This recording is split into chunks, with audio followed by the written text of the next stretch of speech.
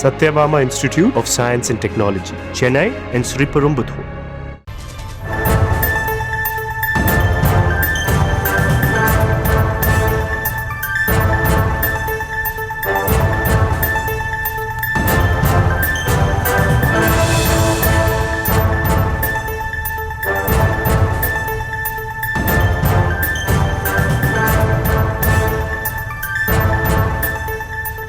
அண்மை செய்திகளை பார்த்து வருகிறோம். மத்திய கல்வித்துறை அமைச்சர் தர்மேந்திர பிரதான் மீது திமுக சார்பில் உரிமை மீறல் நோட்டீஸானது அளிக்கப்பட்டிருக்கிறது.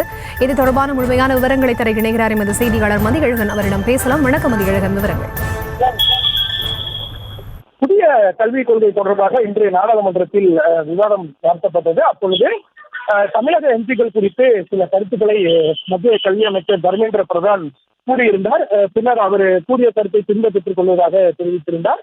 மேலும் தர்மேந்திர பிரதான் கூறிய அந்த கருத்து அவை குறிப்பிலிருந்து நீக்கப்படுவதாகவும் சபாநாயகர் ஓம் பிர்லா மக்களவையிலேயே தெரிவித்திருந்தார். இந்த நிலையில் இந்த விவகாரம் தொடர்பாக மத்திய அமைச்சர் தர்மேந்திர பிரதான் மீது உரிமை மீறல் மற்றும் அவை அவமதிப்பு நடவடிக்கை எடுக்க கோரி நாடாளுமன்ற மக்களவை திமுகவினுடைய தலைவர் கனிமொழி கருணாநிதி சார்பில் தற்பொழுது சபாநாயகருக்கு நோட்டீஸ் ஆனது.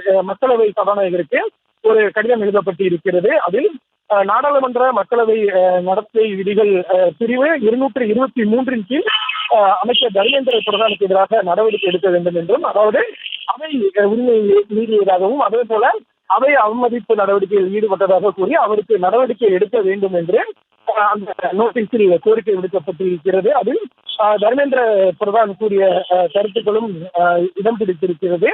இந்த நிலையில் மேலும் அவையில் தவறான தகவல்கள், அதாவது இந்த மத்திய அரசினுடைய திட்டத்திற்கு முதலில் தமிழக அரசு ஒப்பு கொண்டதாகவும் அதன் பின்னர் தமிழக அரசு இந்த விவகாரத்தில் முடிவை மாற்றியதாகவும் அமைச்சர் கூறியிருந்தார். அந்த கருத்து என்பது மிகவும் தவறானது என்றும் இதன் மூலம் அவையை அவர் தவறாக வழிநடத்த முயற்சிக்கிறார். இது அதிகாரப்பூர்வமான ஆவணங்கள் இருந்தும் அவையை தவறாக நடத்த அமைச்சர் முயற்சிப்பதாகவும் அந்த கடிதத்தில் குறிப்பிடப்பட்டு இருக்கிறது. இது தொடர்பாக கேள்வி நாடாளுமன்றத்தில் தங்கள் சார்பில் எழுப்பப்பட்டதாகவும் தெரிவிக்கப்பட்டு இருக்கிறது. எனவே அமைச்சரினுடைய இந்த நடவடிக்கைக்கு அவர் மீது நடவடிக்கை எடுக்க வேண்டும் என்று அந்த கடிதத்தில் கோரிக்கை விடுக்கப்பட்டிருக்கிறது.